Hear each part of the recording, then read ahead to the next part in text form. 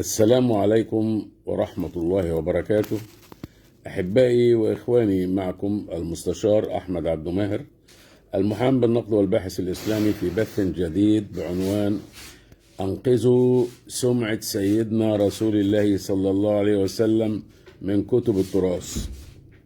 وأنا أحمل كل من استمر أو ساعد على استمرار كتب التراث على حالها، فأنا خصيمه يوم الدين، خصيمه أمام الله يوم الدين.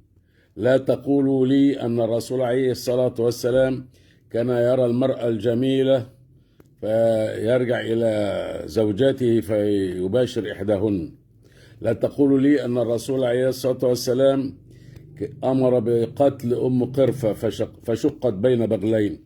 لا تقولوا أن الرسول عليه الصلاة والسلام قال بأن يتم سمل أعين العرينيين وتقطيع أيديهم وأرجلهم ثم يلقوا في الحرة يستسقون الناس فلا يسقونهم حتى ماتوا.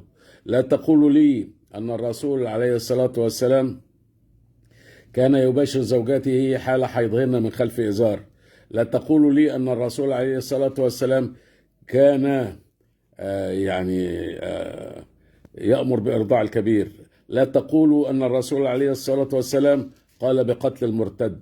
لا تقولوا أن الرسول عليه الصلاة والسلام قال أمرت أن أقاتل الناس حتى يشهدوا أن لا إله إلا الله وأني رسول الله، فإن فعلوا ذلك عصموا مني دماءهم وأموالهم إلا بحقها وحسابهم على الله. لا تقولوا لي أن الرسول عليه الصلاة والسلام كان يخالف ما تنزل عليه من القرآن في كل منحى. لا تقولوا هذا.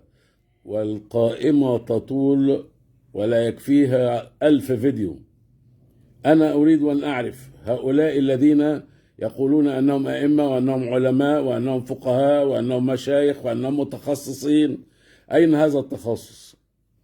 هل هو تخصص في الإفساد في الأرض؟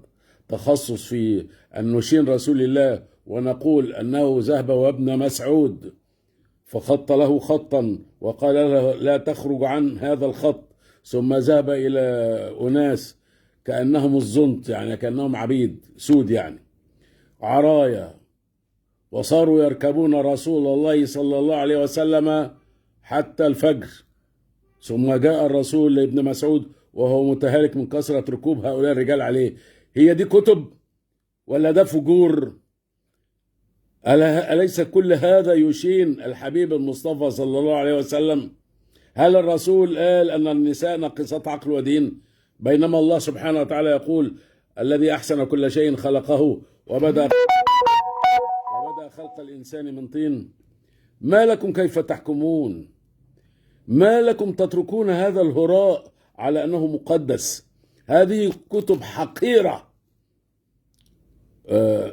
الله أعلم من الذي كتبها ونسبها للبخاري أو لمسلم أو للنسائي أو لأبو داود أو للترمذي أو لابن حنبل. هل صحيح أن الله سبحانه وتعالى سيضع ذنوب المسلمين على اليهود والنصارى ليطرحهم في النار ثم يدخلنا نحن الجنة كما يقول بذلك الإمام مسلم؟ ما هذا الهراء؟ ما هذه الخيبة؟ إذا كان ربنا سبحانه وتعالى قال ليس بأمانيكم ولا أماني أهل الكتاب من يعمل سوءا يجزى به، سواء كنت أنت من أهل الكتاب أو كنت أنت من المسلمين. أنتوا فين؟ أنتوا فين من الدين؟ أنتوا فين من هؤلاء الفقهاء الذين كرسوا كل جهدهم على الحفاظ على هذا الهراء الشيطاني؟